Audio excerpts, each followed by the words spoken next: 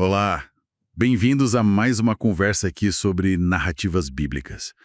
Hoje a gente mergulha numa história, assim, cheia de tensão, né? Fome, família. E um reencontro bem estratégico, eu diria. Exato. Estamos falando de Gênesis, capítulo 43.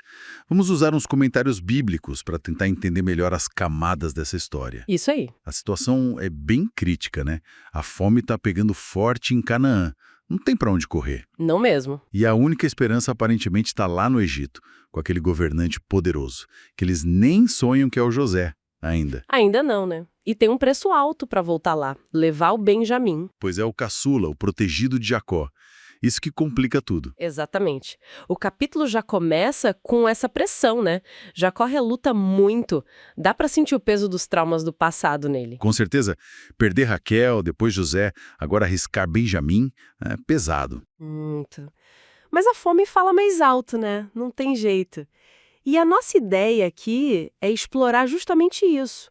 Como essa família lida com o medo, a culpa, a esperança, enquanto se preparam para essa segunda viagem, que é, assim, super crucial. Entender as dinâmicas Como base, diretamente. e os testes que o José já começa a armar ali. E isso tem muito subtexto acontecendo. Então, a fome aperta, Jacó não tem mais como adiar, ele acaba cedendo, mas dá para sentir angústia, né? Totalmente. E aí, nesse momento de aperto, Judá, ele dá um passo à frente. É bem marcante o que ele faz, né? Sim, Judá assume um protagonismo importante aqui. Ele se oferece como, a palavra hebraica é arav, né? Como fiador pela segurança do Benjamim. Fiador. O que significa na prática, assim? Significa que ele está colocando a própria vida em jogo. Ele diz para o pai Jacó: se eu não trouxer Benjamim de volta, serei culpado diante de ti para sempre. É uma garantia pessoal fortíssima. Nossa, que responsabilidade. Enorme. Alguns comentaristas até veem nisso um prenúncio, sabe? De figuras que depois vão atuar como garantia de redenção, de reconciliação. É bem interessante. E eles não vão de mãos à banana, né? Levam presentes. Sim, presentes significativos da terra. Bálsamo, mel, especiarias, mirra, nozes de pistache, amêndoas. E o dinheiro em dobro, né? Aquele dinheiro que voltou misteriosamente na primeira viagem. Tentando, imagino, acalmar o tal governador egípcio. Exato, uma tentativa de mostrar boa-fé, talvez, de evitar problemas. Mas aí eles chegam no Egito e... surpresa. Em vez de irem direto para o armazém, digamos assim, são levados para a casa do próprio José. E imagina o susto. O pânico deve ter batido na hora. Com certeza.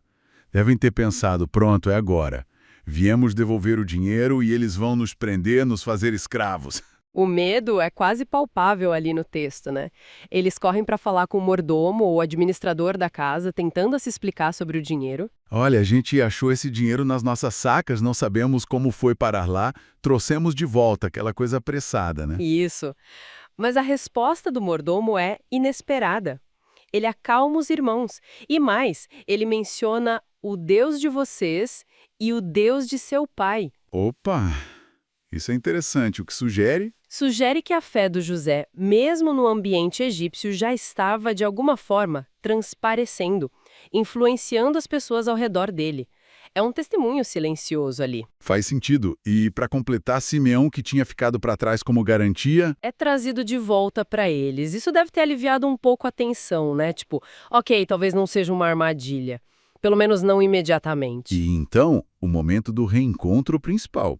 José chega para a refeição do meio-dia. Sim, e a primeira coisa que os irmãos fazem ao rê-lo é se curvar, rosto em terra. De novo, cumprindo, sem nem fazer ideia, aqueles sonhos de juventude do José. Os feixes de trigo, o sol, a lua, as estrelas. Exatamente, a história se desenrolando ali na frente deles e eles cegos para ela. E aí, José vê Benjamim. Ah, esse momento deve ter sido... Intenso, muito intenso para José. Vê o irmão mais novo, o único outro filho de Raquel, a mãe que ele tanto amava. A emoção é tão forte que ele não aguenta. Ele tem que sair. Precisa se retirar. Vai para um quarto chorar escondido. Mostra que por baixo daquela fachada de governador poderoso do Egito, O coração ainda tá ali, né? o amor pelo irmão intacto. É um contraste muito forte entre o poder que ele exerce e a vulnerabilidade que ele sente. E durante o banquete, a coisa fica ainda mais... Peculiar. José manda sentar os irmãos à mesa. E não de qualquer jeito. Eles organizam por ordem de idade, do mais velho para o mais novo. Imagina a cara deles, como ele sabia a ordem. Eles devem ter ficado pasmos. Completamente atônitos. Mais uma peça estranha no quebra-cabeça. E não para por aí. Tem mais? Tem o detalhe mais chamativo. A porção de comida servida a Benjamim é 5 vezes maior que a dos outros irmãos. 5 vezes? Nossa! Por que isso? Qual é a jogada aí? Bom, aqui a gente entra no que parece ser o cerne do teste que José está aplicando. É fascinante, né? Pensa bem, José sofreu terrivelmente por causa da inveja dos irmãos, gerada justamente pelo favoritismo do pai, Jacó. A túnica colorida, os sonhos. Ele cria de propósito uma situação óbvia de favoritismo com Benjamim, bem na frente de todos. Para ver como eles reagiriam. Precisamente, ele está observando. Será que aquela mesma inveja, aquele ressentimento que quase o matou, ainda está ali? Será que eles vão olhar para Benjamim com ódio, como olharam para ele no passado? É um teste de caráter silencioso, mas muito poderoso. Uau, que estratégia calculada. E tem também a questão deles comerem separados dos egípcios, né? Sim, o texto menciona isso. Os egípcios comiam à parte dos hebreus porque era uma abominação para eles comer com hebreus.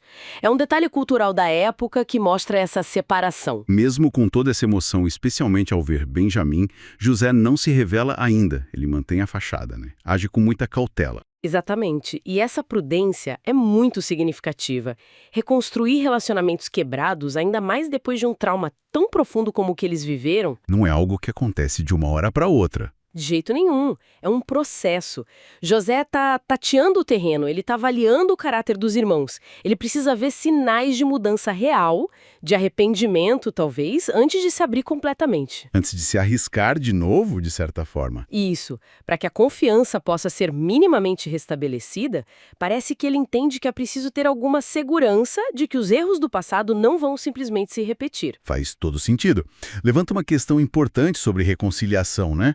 O equilíbrio entre o perdão e a cautela necessária. Sem dúvida. Não é só perdoar, mas como reconstruir depois do perdão ou mesmo antes dele. Então, resumindo um pouco o que a gente viu nesse capítulo, temos uma família ainda muito marcada pelo passado, lidando com a fome no presente e totalmente incerta sobre o futuro. Temos Judá dando um passo enorme em termos de responsabilidade pessoal, se colocando como garantia. E temos José, né? Dividido ali entre a emoção de rever o irmão e a estratégia calculada de testar a todos eles. Um processo bem delicado começando. A tensão é constante, né? Entre a necessidade básica de sobreviver, de conseguir comida, e o medo profundo de Jacó de perder outro filho amado. E a história mostra bem que a reconciliação é complexa. Não é um botão que você aperta. Envolve tempo, envolve testes, envolve olhar para dentro, para as emoções. E uma avaliação cuidadosa do outro, né?